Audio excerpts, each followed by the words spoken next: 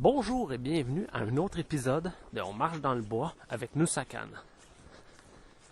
Cette semaine, le sujet « N'avalez pas la Black Pill ».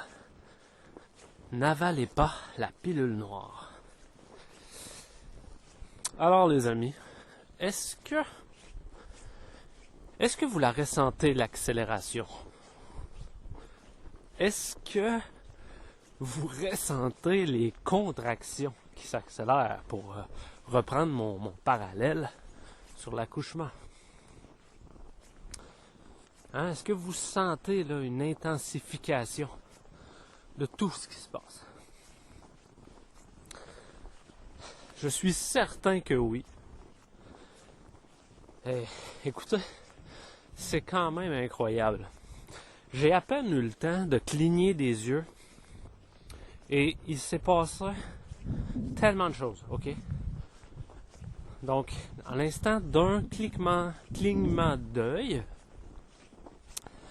on est passé d'un gouvernement qui s'apprêtait à étendre le passeport vaccinal à d'autres commerces, à plusieurs commerces et partout. Même peut-être on pensait aux épiceries. Et on disait également qu'on voulait le rendre à 3 doses pour qu'il demeure valide. On est passé de ça au convoi de la liberté qui a fait reculer le gouvernement, les gouvernements provinciaux au Canada, les gouvernements du Québec, de l'Ontario, etc., qui ont commencé à dire OK, on va enlever on va retirer le passeport vaccinal à telle date. OK, c'est bon, il n'y aura pas de taxe santé finalement. Puis on va tout enlever là, graduellement vers la mi-mars, il n'y aura plus rien. On est passé de ça ensuite à un gouvernement fédéral hargneux, esclave des mondialistes, Trudeau, qui a invoqué la loi sur les mesures d'urgence afin de réprimer violemment le convoi de la liberté, en fait la manifestation pacifique qu'il y avait devant le Parlement. Alors là, il y a eu des horreurs, il y a eu une femme des Premières Nations qui a été piétinée par un cheval, une police à cheval, mais même que il y a eu des conversations par téléphone qui ont été leakées, qui ont fuité sur Internet, où on voyait les policiers qui s'amusaient entre eux et qui disaient « Wow, incroyable la manœuvre avec les chevaux, il faut la pratiquer plus souvent. » Pendant que les images en question, c'était cette femme qui s'est fait piétiner.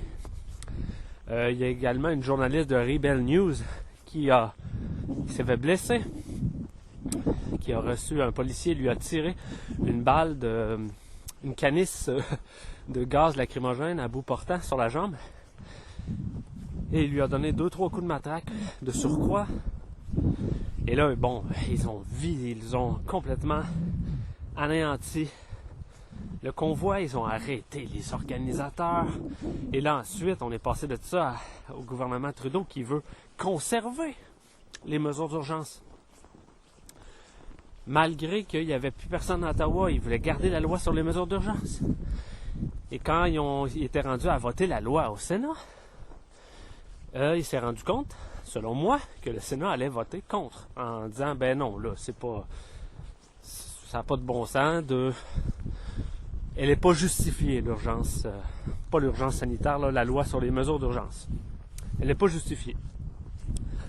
Les débats étaient commencés, mais le vote n'avait pas été fait. Alors là, à la dernière minute, contredisant ce qu'il venait d'affirmer 2 jours avant, que la loi sur les mesures d'urgence était absolument nécessaire, alors là, il fait une conférence de presse et il dit « là, on n'en a plus besoin. Alors, OK, c'est terminé la loi d'urgence. La loi sur les mesures d'urgence. » Alors là, il a paru très faible, paru idiot aux yeux de la communauté internationale et puis même à l'intérieur du pays. Paru complètement idiot. Et tous les regards étaient tournés vers lui. Et là, même qu'on donnait pas cher de sa peau. Et encore une autre chose qui arrive, toujours à l'intérieur d'un même battement d'œil, la l'hystérie avec l'Ukraine et la Russie, qui dans les circonstances devient la distraction idéale pour plusieurs gouvernements qui en avaient plein les bras à maintenir le scénario COVID en place, mais principalement, en tout cas, principalement pour le gouvernement Trudeau, qui lui était le centre d'attraction. Et il attirait vraiment beaucoup de mauvaise presse. C'était sur le point de démissionner, à mon avis. Alors là, pour lui, c'est merveilleux, cette distraction avec l'Ukraine. D'ailleurs, sûrement que les mondialistes ont intensifié leur provocation contre les Russes quand ils ont vu que tout était en train de s'écrouler pour eux avec le narratif COVID. Alors là, il fallait vite changer de sujet. Et tout ça s'est passé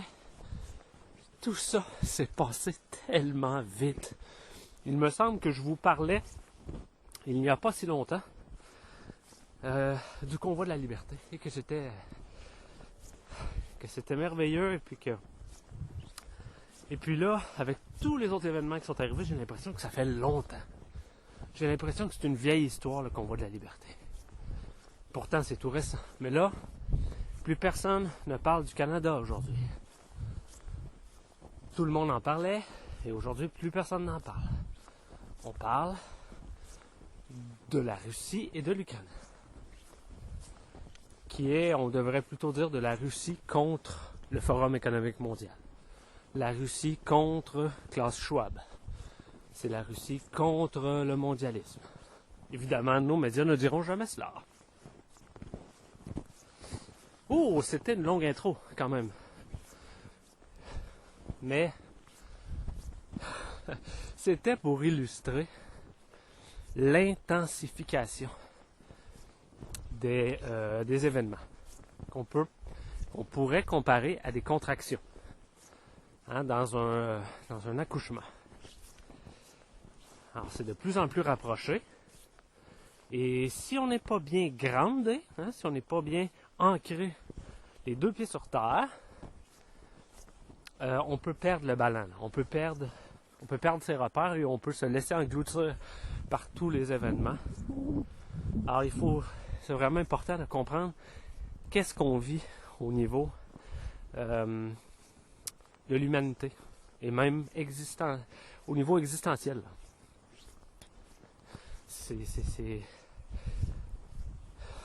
C'est un accouchement.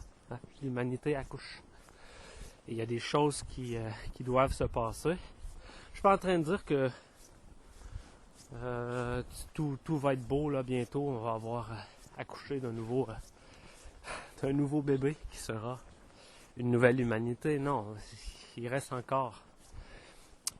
encore des événements pas faciles. Mais si on est conscient que tout ça est c'est dans une optique de se débarrasser de quelque chose qui ne nous sert plus. Alors, ça prend un autre sens. Bon, aujourd'hui, le sujet « N'avalez pas la pilule noire ». De quoi est-ce que je parle avec la pilule noire? Avez-vous déjà regardé le film « La Matrice » ? Morpheus présente à Neo un choix à un moment donné. Il lui présente deux pilules. Dans une de ses mains, il a une pilule bleue et dans l'autre main, il a une pilule rouge. Il dit à Neo, si tu prends la pilule bleue, là, tu vas oublier m'avoir rencontré, tu vas oublier tout ce que j'avais commencé à te montrer, là. Tu vas te rendormir et tu vas retourner dans la matrice. Tu seras complètement ignorant, insouciant, puis tout se termine là. Si tu prends la pilule rouge, eh bien là, tu restes avec moi et je vais te montrer la réalité de ce monde-là. Je vais te montrer l'envers du décor, hein, ce qu'il y a derrière la matrice, la réalité de ce monde. Et là, Néo choisit la pilule rouge. Il n'est pas question du tout de pilule noire dans la matrice, mais c'est un terme qui a été inventé par la suite. Sur Internet, je ne saurais trop dire quand. Alors, on pourrait dire que la pilule noire, c'est quand on poursuit nos recherches.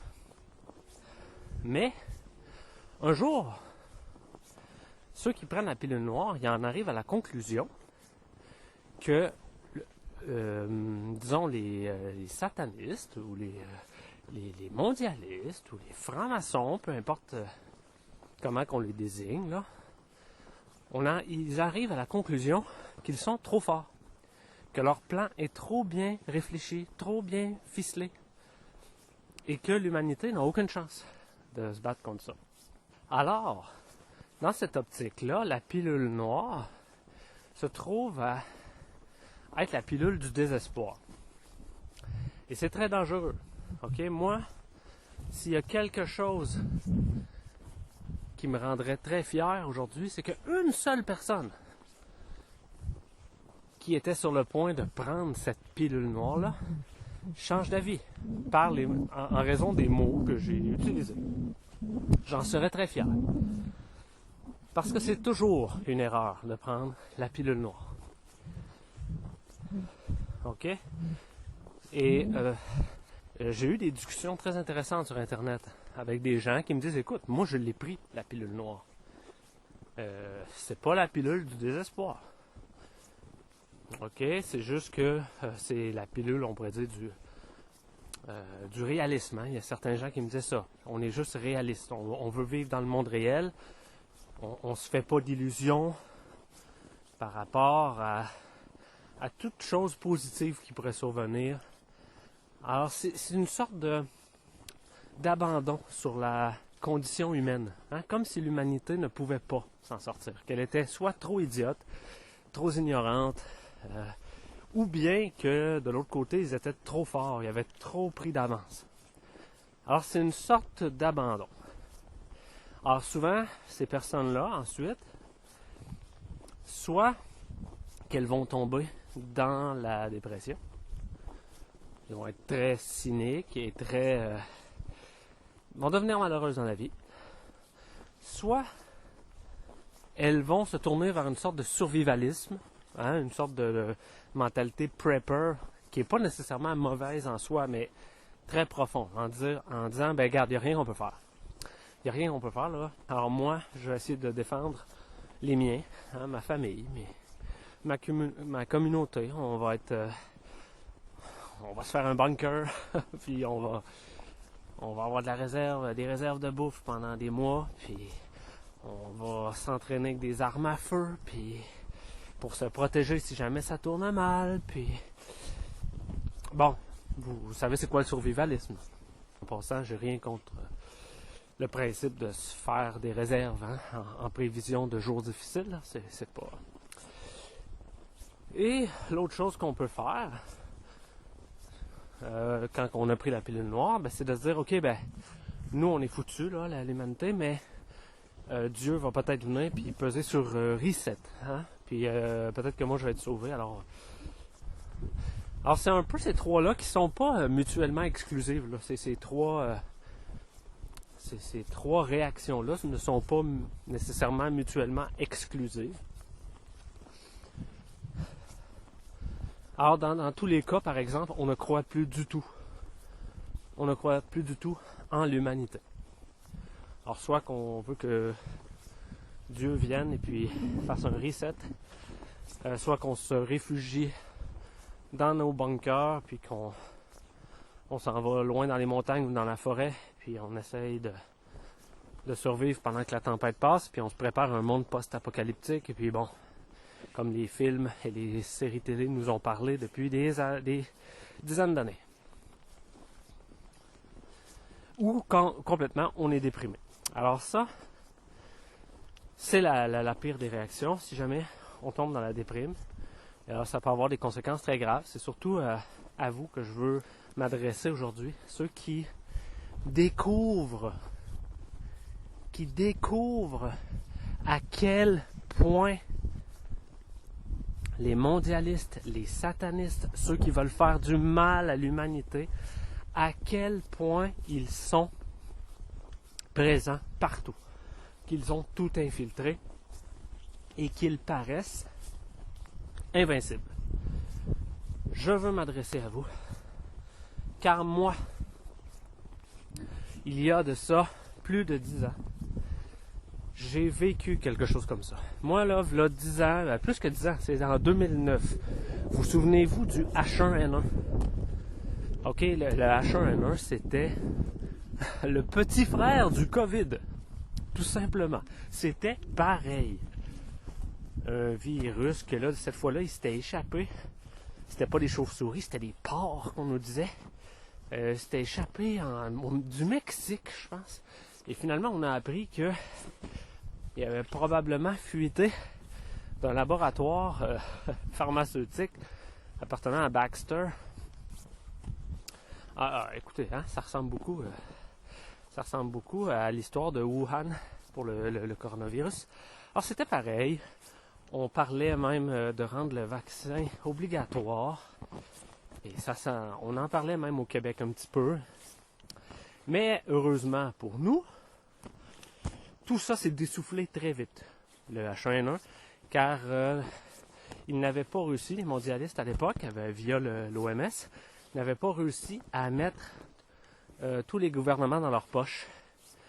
Et donc, tout, par ricochet, tous les journalistes dans leur poche également. Ça veut dire que très rapidement, les journalistes ont commencé à noter des conflits d'intérêts dans cette histoire-là, hein, avec les vaccins et puis tout ça. Et puis, à un moment donné, ben là, ça a lâché complètement. Mais il y a eu une très grosse hystérie, là, avec le H1N1. Ils ont vraiment fait peur à des gens. Et moi, c'est à ce moment-là que j'ai pris conscience que ça allait vraiment mal, là. C'était pas juste que le monde ne tournait pas rond, hein, comme tout le monde est d'accord avec ça, mais là, je prenais conscience des machinations du mal. Hein. Je prenais conscience qu'ils étaient infiltrés partout, là. Alors là, c'est beaucoup d'informations d'un coup, ça. Et moi, ça m'a amené à une certaine détresse pendant quelques mois, je dirais. Je voulais alerter beaucoup mes amis, hein, mes proches. Et ils me regardaient un petit peu de haut, en me trouvant paranoïaque. En riant un petit peu de moi, là. Et bon, moi, qu'est-ce que ça fait? Ça me fâchait encore plus, hein? Ça me minait de l'intérieur.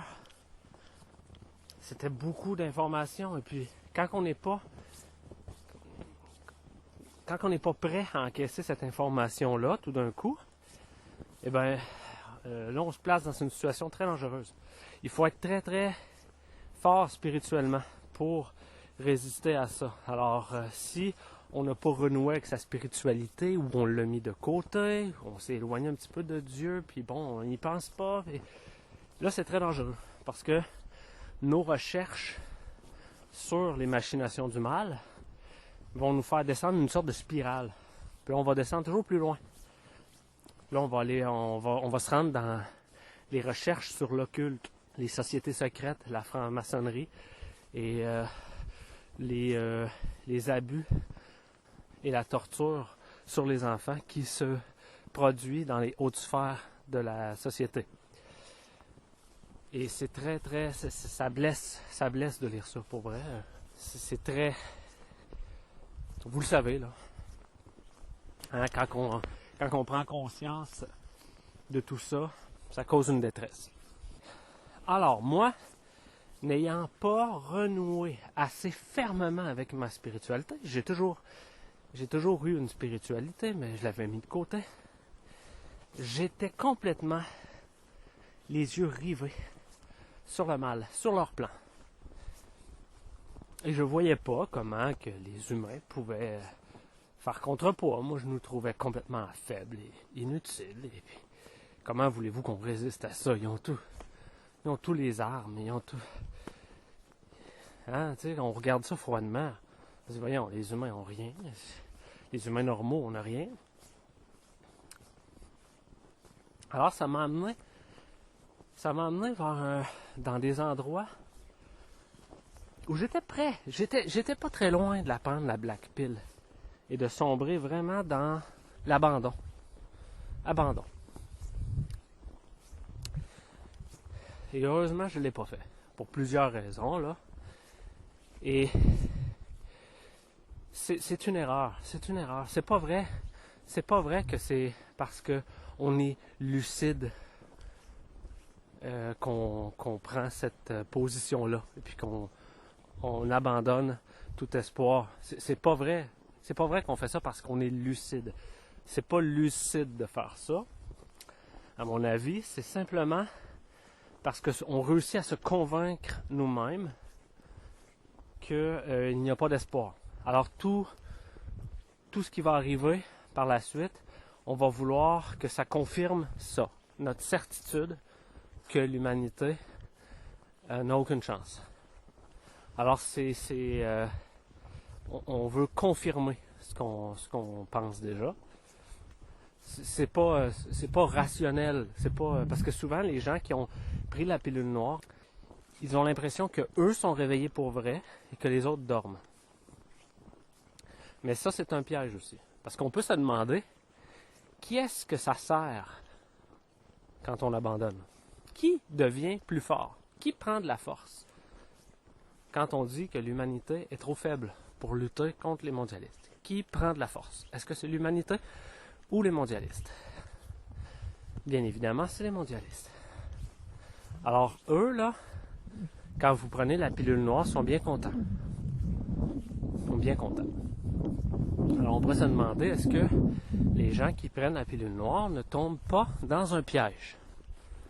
Parce que quelqu'un qui est convaincu qu'il n'a aucune chance ne peut pas gagner. Ça, c'est comme une équipe de foot ou de hockey.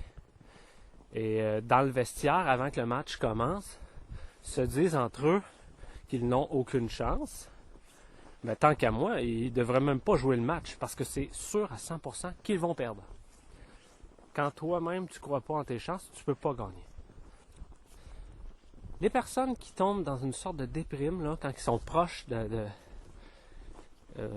proches d'avaler la pilule noire, j'aimerais vous convaincre, je ne sais pas comment c'est possible. Là.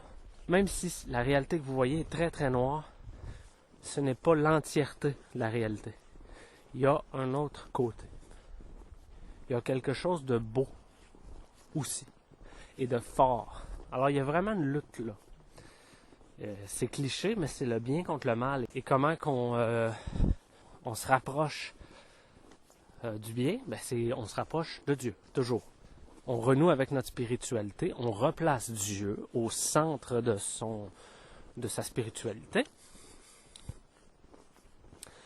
Et puis, on lui demande de nous inspirer, de nous protéger. Et on veut se rendre utile. Hein? On lui dit, OK, Dieu, Saint-Esprit, Christ, revêtis-moi de ton armure, je suis à ton service. Moi, je crois au projet de l'humanité. On a beaucoup erré, mais on est plusieurs à retourner vers toi. Et puis là, on est prêt. On est prêt à se battre pour toi. Alors là, quand on fait ça, là, on va se rendre compte que non, c'est pas vrai que les choses sont désespérées. Dieu veut agir à travers nous. Il veut pas qu'on soit passif, encore moins résigné, en attendant là, sur les lignes de côté, assis dans la salle de spectacle à regarder la parade, pendant que lui va agir tout seul. Non. Il va agir à travers ses enfants, qui l'auront reconnu, qui auront reconnu le Christ pour ce qu'il est. Alors c'est pour ça, juste pour ça, qu'il faut croire en l'humanité. OK? Parce que Dieu nous a créés à son image. Il croit en nous. Il nous a tout donné quand il nous a créés. Nous, on s'est éloigné de lui par notre libre arbitre, mais on peut très bien utiliser notre libre arbitre pour revenir vers lui.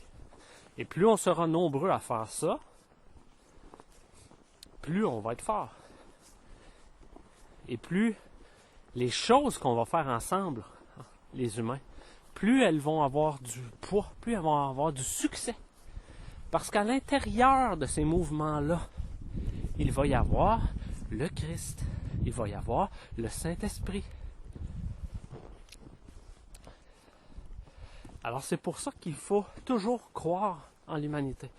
Mais une humanité qui est connectée à Dieu, par contre. Pas juste des humains qui font la révolution pour chasser un tyran. Là. Je parle pas de ça. Je parle d'humanité qui s'unissent autour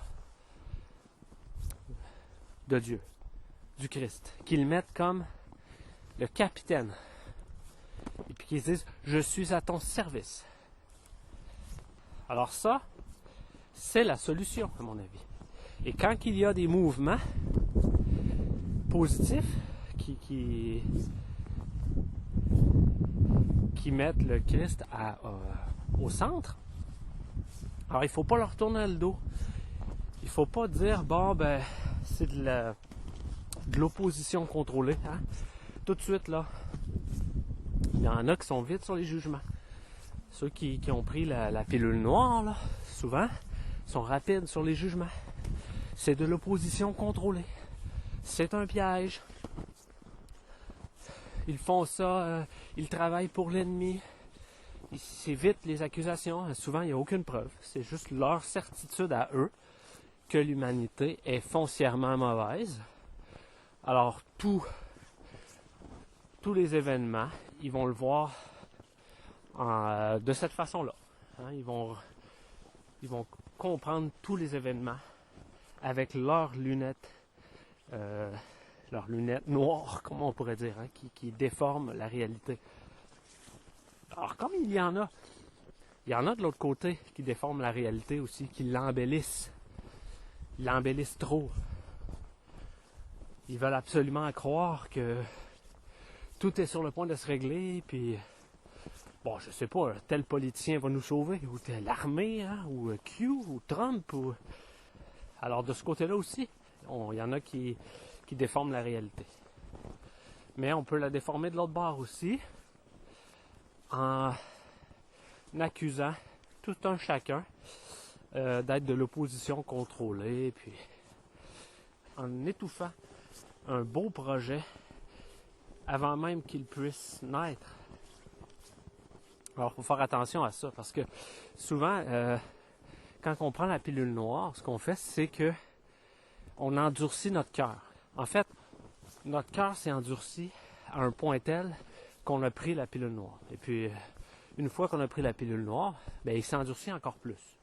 Et on devient impatient avec les autres. On devient même agressif. On ne fait pas confiance en rien ni personne. Et ça ne nous sert pas en tant que collectivité, en tant qu'humanité. Ça ne nous sert pas, ça, de n'avoir confiance en personne. La réalité, elle n'est pas toute noire. C'est pas vrai.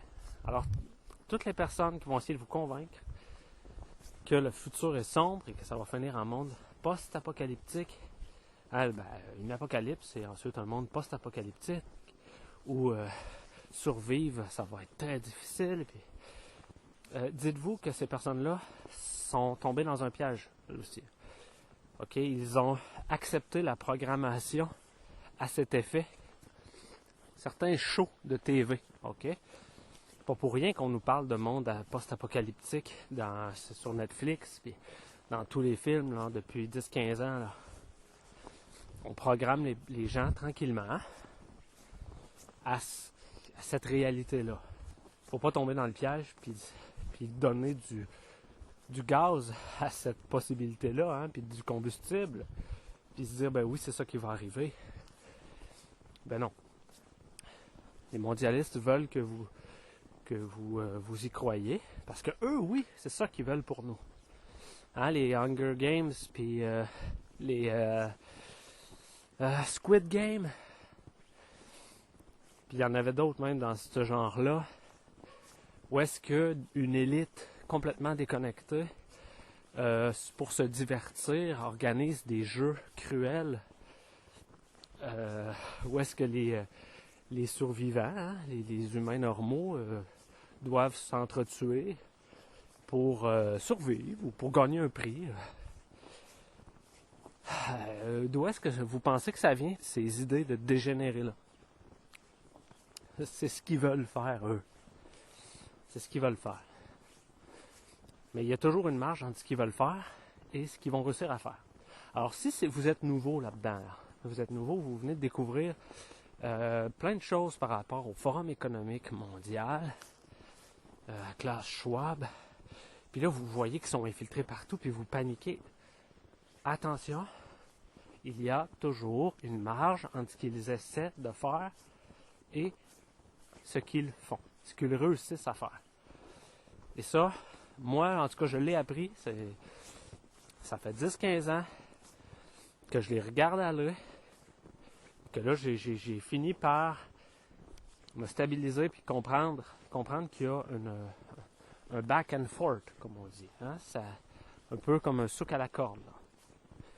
Il y a un combat en cours, et puis c'est pas vrai que tout est noir, puis que tout est perdu. Sinon, on serait déjà dans une dystopie en ce moment. Et c'est pas encore le cas. Okay? Il y a des gens de bonne volonté dans tous les domaines. Il y a des gens de bonne volonté dans le domaine du droit, dans le domaine des finances, dans le domaine de la médecine, de la science. Il y a des gens de bonne volonté partout. Dans la politique aussi. Oui. C'est pas vrai de dire que tous les politiciens sont croches. Non. Pourquoi? Et il est vrai que plus on s'approche du pouvoir, plus notre chance d'être corrompu augmente. Ça, c'est vrai. Mais c'est pas vrai que parce que cette personne-là est en politique, qu'elle est croche ou qu'elle est un franc-maçon. Puis non. Aimeriez-vous ça, vous autres, que quelqu'un qui vous connaît même pas vous traite de position contrôlée, puis vous traite de franc-maçon, puis ça, sans preuve, sans rien, puis que ça fait le tour des réseaux sociaux comme ça. Alors des fois, ça part en sucette, comme on dit en France. Alors si vous êtes dans cette zone-là en ce moment, une zone de panique et de désespoir, là, vous remarquez l'influence des mondialistes et puis que vous ne voyez pas déçu, j'aimerais juste que vous rappeliez qu'il y a un autre côté à la médaille. Il n'y a rien de perdu. Il n'y a vraiment rien de perdu. Au contraire, la solution, c'est de s'unir à travers Dieu. Et là, la bonne nouvelle, je suis très content, de plus en plus de personnes sont maintenant prêts à entendre parler de Dieu. Ça, je le remarque beaucoup, ça me soulage, parce qu'il n'y a pas encore si longtemps, c'était tabou parler de Dieu. Quand tu es en détresse, tu vis une profonde insécurité, tu as peur pour ta famille, tu as vraiment peur. Qu'est-ce que tu fais? Tu cherches des solutions. Et là, même si peut-être avant, tu n'avais rien voulu savoir là, de Dieu, du Christ, que c'est sur cette affaire-là. Mais là, tout d'un coup, tu as une oreille. Ça ne veut pas dire que tu es d'accord là, pour tout de suite, mais tu as une petite oreille. Je vais écouter un petit peu. Je vais écouter. Alors ça, c'est très bon signe. Les gens cherchent des solutions, les gens cherchent. Parce que je l'ai dit plusieurs fois, il n'y a aucune solution sans Dieu. On peut pas. Et même si tous les humains s'unissent, s'ils s'unissent pas à travers Dieu, s'ils s'unissent juste pour chasser les tyrans, ça marchera pas, là. Ça marchera pas. C'est pas comme ça. Ce qui fait notre force à nous, les humains, c'est qu'on est des créations de Dieu. C'est ça qui fait qu'on est tous extrêmement puissants. C'est qu'une création de Dieu, ça a un potentiel infini. Vous avez un potentiel infini. Arrêtez tout de suite de vous penser victime, faible, c'est pas vrai. Dieu vous a créé, vous, et il vous connaît par cœur, vous. Il vous a tout donné. Là, ensuite, on a tout erré, on a tout fait des erreurs, on s'est éloigné de lui, et là, on est perdu. On a besoin de Dieu pour nous ramener dans le chemin. Mais lui, il ne nous a pas abandonnés. Alors, si on se rapproche de Dieu, puis qu'on le met au centre de notre vie, bien sûr qu'on est puissant. Et quand on fait ça, automatiquement, on sauve notre âme. Automatiquement. Parce qu'en se collant et en se rapprochant de Dieu comme ça, puis en lui disant qu'on veut que sa volonté soit faite, puis qu'on est à son service, lui, il nous revêtit de son armure, et puis on reste à ses côtés tout le temps, et puis notre âme est sauve. Notre corps, ça, c'est une autre histoire. Tout le monde souhaite la sécurité physique, et on peut la demander à Dieu. Mais pour certaines personnes, peut-être que le corps ne pourra pas suivre. Mais je sais, c'est quand même très triste, là. Mais l'important, c'est que votre âme est sauve. Okay? Parce que c'est quand même en jeu en ce moment-là. C'est en jeu. Si on joint le diable, on perd notre âme. Là. C'est très grave ce qui arrive. Alors il faut choisir. Mais quand on laisse Dieu nous revêtir de son armure et qu'on est à son service, qu'est-ce que vous croyez qu'il fait? Il nous remplit de sa force. Et puis il nous dit, tiens bon, quelle bonne décision tu as fait. Tu vas voir. Reste avec moi. Et puis, tu me demandes comment tu peux être utile, je vais te le révéler. Ouvre bien tes oreilles, ouvre bien ton cœur. Je vais te le révéler. Même dans les difficultés et les souffrances, tu vas avoir ce feu-là qui va brûler en toi, qui va te garder joyeux malgré tout. Tu vas te sentir à la bonne place. Jamais tu vas te sentir faible parce que tu vas être avec moi. Alors c'est tout ça. Ça, c'est la solution. Voilà pour la capsule aujourd'hui. C'est quand même très long. J'avais vraiment envie de vous parler aujourd'hui. J'ai toujours envie de vous parler, mais là, j'avais plein de choses à dire. J'aimerais, en terminant, vous inviter chaque dimanche de 14 à 15 heures, heure du Québec, j'anime une émission en direct sur YouTube avec mon ami Peter, qui a une chaîne là, qui s'appelle Radio La Chine. Pour ceux qui sont en France, là, La Chine, c'est une ville dans l'ouest de Montréal, ça n'a rien à voir avec le pays. Et puis, Peter et moi, on a une émission qui s'appelle La foi révélée, dans laquelle on discute de plusieurs sujets touchant la spiritualité. Il y a du clavardage, du chat, alors vous pouvez vous joindre à nous et on parle. C'est très intéressant. Je remercie Peter de m'avoir offert cette tribune-là. Ça fait différent du podcast.